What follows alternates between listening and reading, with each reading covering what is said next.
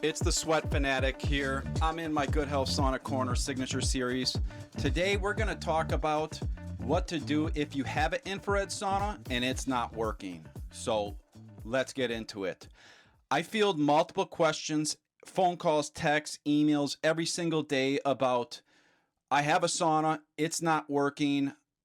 How do I get it fixed? Can you ship me parts? Can you help me troubleshoot? And this is the order of operations when you have an infrared sauna and it's not working. Actually, let's start with the hot rock sauna. So number one, if your hot rock stove's not working, you need to find out the manufacturer of that hot rock stove if it's not something internally at your house. So the first thing I would do is look at, the circuit breaker. Is the circuit breaker on? Did it trip? The next thing I'm looking at is, does the hot rock heater get power to it? Does power get to the heater, or is it stopped somewhere beforehand? So if you know it's getting the adequate amount of power, you can either call the manufacturer of the hot rock stove, or if you think it's something electrically, you can call an electrician. So now to the infrared sauna. Here's the deal. Nobody's going to fix an infrared sauna unless it's that manufacturer. So the first thing you need to do if something's not right is figure out the manufacturer of the sauna.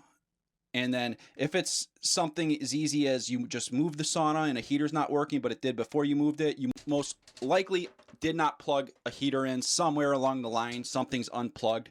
So go back, trace your power cords, make sure that it's all plugged in properly and you got power to the outlet. Then you want to find the manufacturer. If you can't find the manufacturer, the closest thing you can do is look at pictures to try and figure out what brand it is. But a lot of people private label saunas, and they all private label the same couple cheap saunas out there, throw a different name on it, and then they're out of the industry after 3 years because they didn't realize it's a lot harder of a market. You're building customer relationships. It's not just selling a massage gun and moving on, where you literally will contact the customer 2 to 3 times to make sure they're happy. They're going to forget how to clean it, how to use it, certain things, and they're going to call you to get a refresher on that. And the weak companies, the weak private labels can't handle it. The real infrared sauna companies, like Good Health Saunas, it ain't nothing. So it's easy. It's very easy to figure out and troubleshoot for the most part. Any infrared sauna. You do get into a couple manufacturers that put in too many power supplies, there's too many wires, chips all over the place, and now you got a rat's nest where you want something very easy, very tight, very organized, and basic and easy to troubleshoot.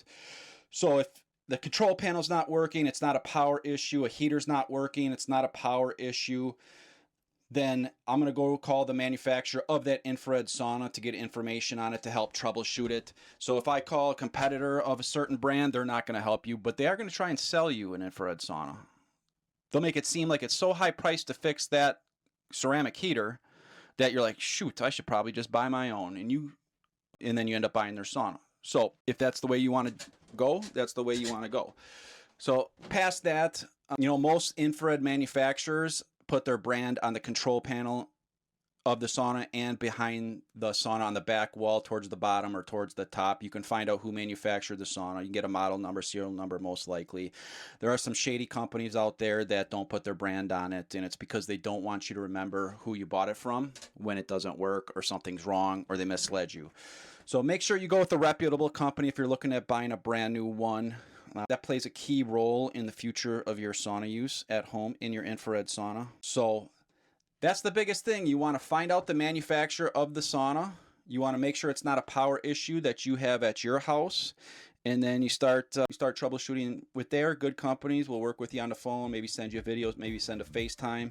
If they're not willing to do that, well, that speaks of their customer service. So me with Good Health Saunas, you have 365 days a year access to me before, during, and after the sale, and all of our salesmen, because that stuff don't happen. We're not going to let it happen, and it's the right thing to do. I don't want you mad at me. I want you to have a sauna, heating up, getting all the health and medical benefits, and promoting the sauna that I hold so near and dear to my heart. So that's it for the Sweat Fanatic on this video. I'm sweating like a banshee. I'm going to feel like $1,000,000. You should too. Until next time, get out there and sweat.